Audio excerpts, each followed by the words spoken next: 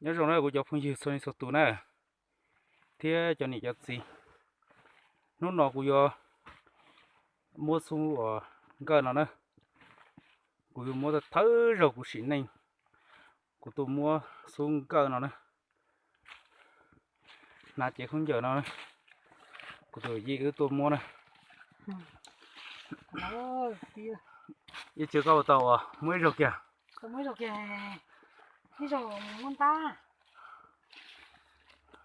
ta sẽ của tôi tàu mới rồi kìa cái tiền này trong nơi cha rồi phong dư này sẽ đền chia nữa của yo hai chị không giờ nó nữa hai chị không giờ nó mua xe trong nơi cha nữa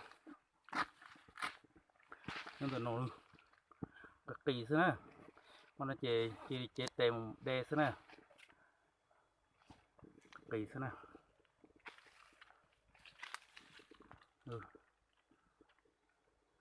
chung cư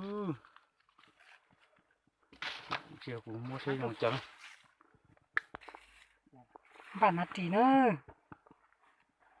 tao mới rục kìa chỗ nào mà thôi rồi ạ rồi mua xe trong chợ ô thật không là chỉ hủ chỉ bỏ ra chỉ nữa sư số lò nữa sư họ có tuần sư số lò nó khoái nhau từ khoát bìa đi mà chỉ bìa là bìa đâu có số nó tốt rồi có số tổ ô không ta chỉ bỏ đây đó bỏ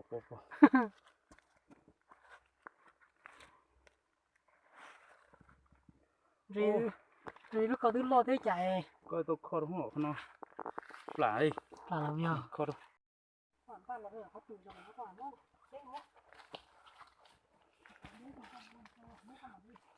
có kho tôi rung quá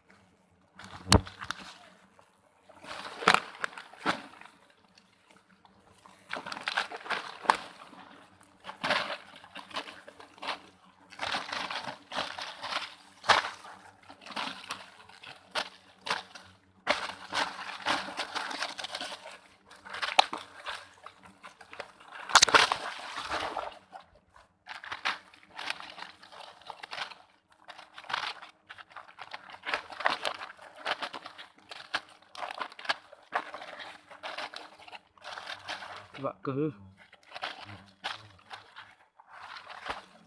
chọt tảo chọt tảo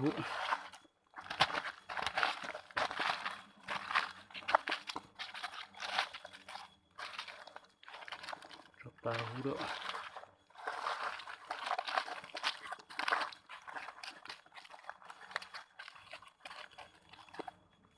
tóm không cho tá hồ đó to không mấy nào xứ có xịt cơ kia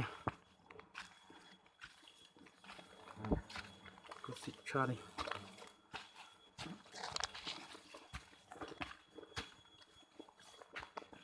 Muốn được nữa. Giờ bị vùng sư. Bé mà xin chỉ đồ này. Ôi dồi. Sao thì tia đi, số sắp lấy.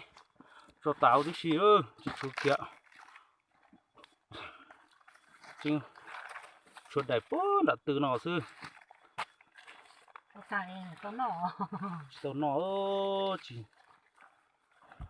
Tao nọ. đặt công sắp lấy. Có cử. Chiên ca nó muốn à dạo. Cháu mẹ có chỉ cái trong ca. Sao thì tiêu.